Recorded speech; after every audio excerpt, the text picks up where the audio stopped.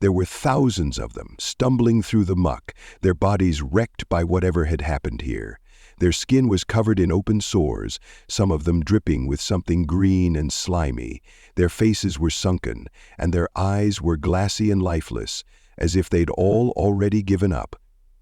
Some of them were crawling and dragging themselves through the muck, while others just stood there, swaying like they were waiting for something. I'm sorry to shock you, but that's just a small taste of what I saw in those visions.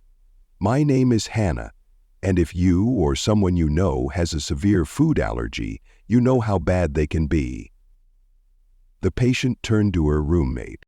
Different from you or your loved ones is that my stupid peanut allergy sent me to the hospital, where I almost died and had intense visions and dreams about what I think are upcoming global pandemics, biblical Armageddon, and the soon return of Jesus Christ. I am not a natural public speaker, so please bear with me as I read aloud the event I've written down. So on to the day my view of the world changed forever. It hit me like a train you don't see coming when you're stopped on the tracks. One second I was laughing with friends and biting into what I thought was a safe cupcake. The next I felt like someone had wrapped one of those assassin's wires you see in spy movies around my neck. I remember thinking, you? Seriously, I asked about peanuts because I always do, but the panic in my chest told me not to. I tried to yell, but all I could come out was a weak, wheezy rasp. My face felt like it was on fire, and my hands started tingling. My heart was pounding so hard I swear I could feel it in my ears. Someone must have noticed, because the next thing I knew I was on the floor and everything started spinning. Someone called 911 by radio and I thought, great, I'm now that person who spoils parties. It was all happening too quickly. My chest felt like it was caving in, and I couldn't get air no matter how hard I tried to breathe. It was like I was gulping water instead of oxygen. My body wasn't listening to me anymore, and that scared me more than anything else. I felt hot and cold at the same time. What'd you call?" Paul yelled in my ear. The floor was too close to my eyes, the ceiling was too far away, and I couldn't even tell if my eyes were open. When the paramedics arrived, I could barely make out what was going on. There were flashes of red and blue lights and voices yelling medical terms that sounded way too serious. I felt a mask being pressed over my face, but I didn't feel any better. It was like my body had given up. I couldn't tell if I was lying down or floating. Everything just felt off, like I wasn't really there, and then I wasn't. The first thing I noticed was how quiet it was. There were no sirens, voices, or anything else. Just a heavy, oppressive silence that made my chest feel even tighter, if that was even possible. I couldn't see anything either. It was pitch black, but not in a peaceful way. It felt like nighttime, like the darkness was trying to swallow you whole. At first, I thought I might have passed out. Maybe this is what being unconscious felt like, just nothingness. But then the ground started moving, and the air got thick and sticky like I was standing in the middle of a swamp. Except I wasn't standing. I wasn't doing anything. I couldn't move. My body just didn't respond well, so I'm either dead or dreaming, or both. Before I could figure it out, the silence ended. It wasn't slowly, like a noise was building up in the distance. It broke all at once, like someone had hit a switch. A low rumble started under my feet, and it grew into a horrible guttural roar that sounded like the earth itself was screaming. But it wasn't just one sound. There were voices in it, thousands of them. They were all wailing and screaming and crying out at the same time. My mind wanted to run, but my body wouldn't let me. I just stood there completely frozen as the darkness changed. It wasn't empty anymore. It was filled with shapes and shadows. They wide and twisted like smoke, but I could feel them staring at me even though they didn't have eyes. My chest felt like it was going to explode. I couldn't scream, breathe, or even think straight. All I could do was stand there and wait for whatever was going to happen next. Then the light came. It was small at first, like a single star far away. But it grew so quickly that it was everywhere, cutting through the shadows like a blade. The shapes shrieked and ran away into the darkness, but the light kept growing until it swallowed me. I thought for a second that the light was going to save me, like the infamous light at the end of the tunnel. But as soon as the light went out, I found myself in the middle of what I can only describe as hell on earth. The first thing that hit me was the smell. It was awful, like rotting meat mixed with burnt plastic. My stomach turned so hard I thought I might throw up. But I wasn't even sure I had a body anymore. Everything felt off, like I was there but not really there. The air was heavy and stuck to me like some awful film I couldn't wipe off. The ground beneath my feet looked even worse. It was cracked and dry, like something from one of those post-apocalyptic movies. The earth is dying, but every time I moved, thick black sludge oozed up through the cracks like the ground was bleeding. I tried to get away from it, but every step I took made more of it bubble up. That's when I heard the noise. It started out low, like a hum that felt more like a vibration under my skin than a sound. But it got louder and louder until it was all I could hear. Ah, thought Eric. It wasn't just one sound, it was 1,000 different sounds crashing into each other, like screams, crying, growls, and something metallic like the screech of a car crash that never stopped. I turned toward the sound, or at least I think I did, and that's when I saw people, or at least what used to be people, everywhere. Their bodies were mangled by whatever had happened. Some of them had open sores on their skin and were dripping with something slimy and green. Their faces were sunken and their eyes were glassy and lifeless, like they'd already given up. Some of them were crawling through the muck, while others just stood there swaying like they were waiting for something. One of them was too close, and when she looked at me, I swear I felt my heart stop. Her face was half eaten away by something, and bone could be seen poking out from under the skin. Her teeth were stained with blood, and she opened her mouth as if she was going to say something, but all that came out was this awful gurgling sound. I took a step back so fast I almost fell. That's when the sky turned black. I looked up, and for a second I thought the buzzing wasn't like bees or flies. It was deeper, louder, and came in waves that drowned out everything else.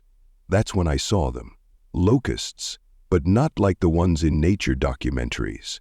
These things were huge, about the size of small birds, with black shiny bodies and glowing red eyes. Their wings beat so fast it looked like they were vibrating, and they swarmed in like a living storm, diving straight into the crowd of people. The screams got worse, and I couldn't handle it. Locusts didn't just sting or bite. They ate flesh, clothes, and everything else. All that was left were bones, which broke apart as soon as they hit the ground. I wanted to run and scream for help, but I was frozen. One of the locusts turned toward me, and its mandibles clicked, as if it was deciding how to take me apart. I was sure this was how I was going to die. But all of a sudden I felt like I was being pulled back by an invisible rope, away from the swarm and dropped somewhere else. The ground was different. It was cracked, broken, and full of dead bodies. I didn't want to look, but I couldn't help it. The faces on the bodies weren't twisted with pain or fear. They were blank, hollow. It was almost worse. Whatever had happened here had sucked the life out of me, leaving nothing but empty shells above me. The buzzing started again, this time quieter, but still there, like a reminder that the locusts weren't done. I didn't know what was worse, the buzzing or the dead. It didn't feel like a dream anymore. It was too real. The ground shook again, and for a moment I thought I was falling. It wasn't like before, when there was sludge and screaming. This time everything was cold, sharp, and lifeless. When I opened my eyes, I found myself in a city, or something that looked like a city, but it wasn't like any city I'd ever seen. The buildings were unbelievably tall, made of glass and metal that gleamed in the sickly gray light of the sky. Screens were everywhere, covering whole walls, and they blinked and flashed with faces I recognized. They were tech billionaires, political leaders, and CEOs. Their mouths moved, but there was no sound, just an endless loop of their perfectly polished smiles. As I watched, smiles began to appear on their faces. The streets were initially eerily quiet, but then I saw lines of thousands of people shuffling forward as if they were being hit. Their clothes were loose on their bodies, their faces were pale and drawn, and their eyes were blank. Most of them were clutching their arms right where shiny silver implants blinked faintly under their skin, a glowing mark embedded like it was part of them. They didn't talk or fight. They just moved like robots. I looked around. The passing public streets were large and parked, but at last I could see. I followed the line, or maybe I was pulled along with it. It led to a huge building in the shape of a pyramid, with steps leading up to a huge doorway. The air around it buzzed electric, like the building itself was alive. The closer I got, the worse I felt, like my body knew what was going on. I sneaked through the door and blended in with the crowd inside. The room was huge and clean, like a hospital, but colder. Men and women in crisp suits and white coats stood watching and taking notes on glowing tablets. The people in the pods didn't fight. They just sat there staring blankly as needles were stuck in their arms. Machines beeped and flashed green lights, and the people were sent out another door. I caught sight of one of the screens on the wall. It showed a bright, smiling face of someone who had just been healed. The words below it said something like, "Freedom through progress, a new age of health." But it didn't match the blank, lifeless eyes of the people I was watching. Whatever these machines were, it wasn't healing what the people in suits were doing. They moved with a strange calmness and smiled like everything was going as planned. One of them pointed to a new group coming in and gave instructions to someone else. I didn't need to hear them to know what was going on. These people were just parts of a system that came and went while the people at the top got the benefits. I looked up and saw the biggest face of them all, a tech mogul I knew by fame, talking about saving humanity and healing the world. But his eyes told a different story. They were filled with hunger and power, as if he weren't seeing people as people, but tools to be used. Suddenly it hit me. These weren't saviors. The needles, implants, and machines weren't cures. They were chains, and the people weren't even aware of it. I wanted to scream and tear those smug smiles off their faces, but my body wouldn't move. My feet were stuck to the floor, and my voice was stuck in my throat.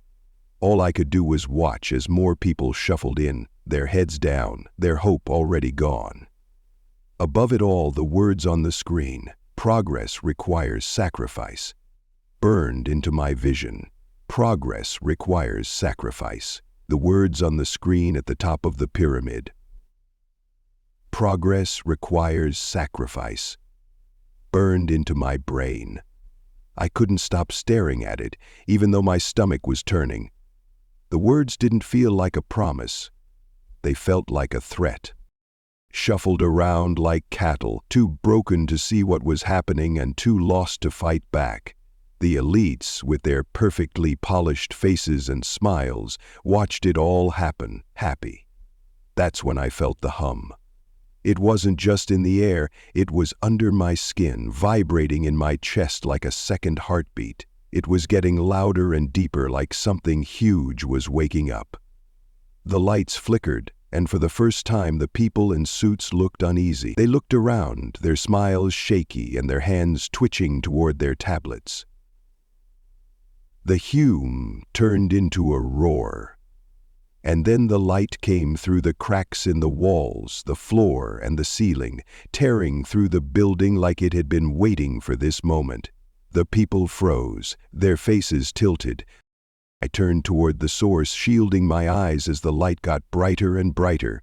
At first I thought it was just the glow, but then I saw him. He wasn't at all like the pictures I'd seen in Sunday school.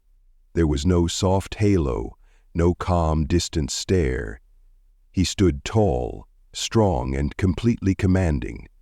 His robes were blindingly white, like they'd been woven from the light itself.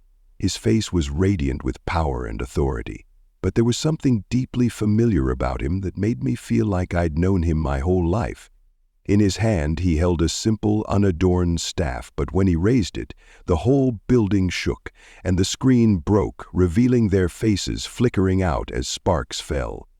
The elite stumbled and scrambled for control, but it was too late. The light rushed forward and broke every machine, device, and chain in the room. The hum was gone, and replaced it with a deep, resonant silence that made my chest hurt. The people in line blinked, their blank stares softening as the light touched them one by one. Their sores healed, their scars faded, and their bodies straightened. The implants on their arms burned brightly for a moment before falling to the ground in piles of ash. They looked around, dazed and confused, but still alive. The elites ran. They tried to hide behind the broken pieces of their machines, but the light found them and pulled them out into the open, showing every smug grin and calculating look. Their suits and perfect hair didn't matter anymore. They looked small and helpless, their masks of confidence crumbling under the weight of whatever they feared the most. The light found them and pulled them out into the open. She stared. He didn't even have to speak. His presence was enough. When he did, it was like thunder and a gentle breeze at the same time. I don't remember the exact words, and I'm not sure I could fully understand them, but it was clear what they meant. Their time was over, and his time had come.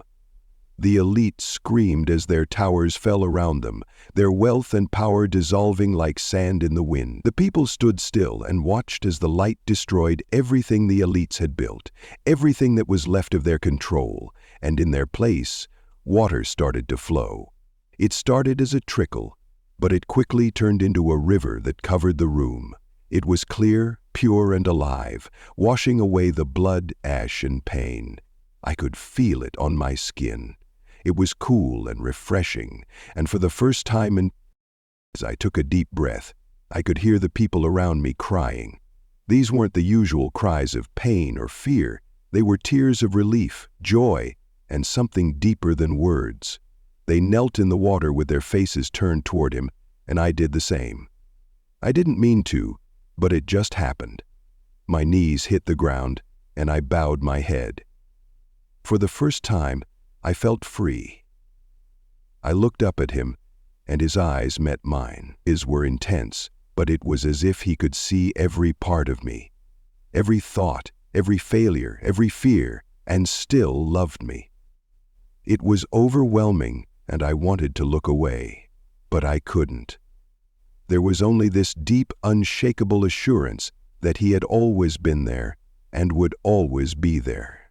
He showed up, he was gone. The light went out, the water stopped moving, and the world became quiet. But the hope and peace he left behind stayed. When I woke up, it was like coming up for air after being underwater for too long. My body, my chest, and even my thoughts felt heavy. The hospital lights above me were harsh and way too bright, and the beeping of the machines next to me made my head pound for a second. Kim said I wasn't sure if I was really here or if this was just another part of my vision. The first thing I noticed was the burning in my throat. It was still there, but at least I was breathing. My whole body felt like it had been through a war. I tried to move, but even lifting my hand felt like a monumental effort. A nurse was leaning over me to adjust something on my IV, and they shouted something about prioritizing. When the nurse saw my eyes open, she smiled warmly, as if everything was okay and I wasn't hanging by a thread. I wanted to believe her, but my mind was still back there in the light, the darkness, and the horrible things I had just seen. It all hit me at once like a flood. The screaming faces, the locusts, the sludge, the machines, and the light all felt more real than the eye in my arm or the scratchy hospital blanket that was covering me. I could still feel the pull of the water on my skin, the way it had washed over everything, leaving nothing but peace behind. And he couldn't stop thinking about him. I don't know how to explain it. It wasn't just what he said or how he looked. It was how he felt, like everything I'd seen. All the fear and chaos I'd been drowning in was wrapped up in him, and I couldn't stand a chance in his presence. But now he was gone, and I was back in this broken, messy world that felt even more fragile than before. The visions weren't just a random nightmare. They were a warning, a glimpse of something bigger that wasn't just coming, it was already here. I closed my eyes and tried to make sense of it all, but my brain felt like it was on fumes. It was too much. The nurse said something about the doctor coming soon, but all I could think about was how the light had destroyed everything, the machines, the implants, and the false promises, and replaced them with something real and good. Even with the machines beeping and the occasional footstep in the hallway, the hospital felt too quiet compared to the chaos I had just come from. I lay there staring at the ceiling, trying to figure out what was going on. The visions weren't going away like a dream would. They were burning into my mind, and the more I thought about them, the more I realized they weren't just random images. They were showing me something real. The people in the wasteland screaming for help while crawling through the mud weren't strangers. They were me and everyone else. The city, with its shiny towers and happy faces, wasn't some faraway dystopia. It was here now. People lined up and trusted the leaders even though they were being used. That hit too close to home. I thought about the elites, the ones sitting in their glass towers pretending to save everyone while they were really just feeding off the pain. They looked untouchable and unstoppable, but they weren't. When he showed up, the light tore through everything they built. And they couldn't do anything to stop it. No one was better at station than me, thought Gresham. So I tore down the police, the workers and the laborers, the bankers and the brokers. It wasn't just power, that was justice. It was like he was saying, enough is enough, you've had your time. Then there was the water. I couldn't stop thinking about how it washed over everything, turning something so broken into something new. I felt it in my bones, like it had reached a part of me I didn't even know. More than that, there was a part of me that was ready to welcome comfort, that I realized I probably wasn't used to feeling it. That look he gave me made me realize he wasn't just there to show me the problem. He was the only solution. The next few days were a blur of tests, doctors, nurses, and more tests. They kept telling me I was lucky to be alive, but I didn't feel lucky. I felt like I'd been pulled out of something I couldn't unsee. I couldn't stop playing the visions over and over in my head until they felt like they were part of me. When they finally let me go home, I sat on my couch for hours staring at my phone. Part of me wanted to act like nothing had happened and scroll through social media. When they started talking again, the tension had grown so high I couldn't look at the screen. The world felt smaller and more fragile, and I knew too much to go back to the way things were. I started by telling my mom and then a few close friends. It wasn't easy. How do you explain something like that without sounding crazy? But I couldn't keep it to myself. The visions weren't just for me, they were for everyone. They were a warning, a wake-up call. Maybe people wouldn't believe me. They might roll their eyes or change the subject, but I couldn't stay quiet. The more I shared, the more I realized how much people needed to hear it. Not just the scary parts, though there were plenty of those. What they really needed was hope. A reminder that no matter how bad things got, no matter how much control the world's so-called saviors thought they had, things would get better. While they weren't in charge, he was the lamb, the king, the one who saw everything and still chose to save us. A few weeks later, I was lying in bed staring at the ceiling when it hit me. The visions, the light, the water. It wasn't just about what was going to happen. It was about right now. Every choice we make, every time we put our faith in something other than him, every time we put our faith in people, systems, or things that can't save us, it all matters. Except he's not waiting for some faraway apocalypse to be king. He's king now, right here, right now. I whispered a prayer into the dark, not for answers, but for trust. I felt peace. Not the kind that breaks easily when something goes wrong. It was the real kind that stays. That probably always would be the case, but I wasn't scared anymore because I knew the truth. He was already won, and nothing, not a plague, not a system, not even people, could change that.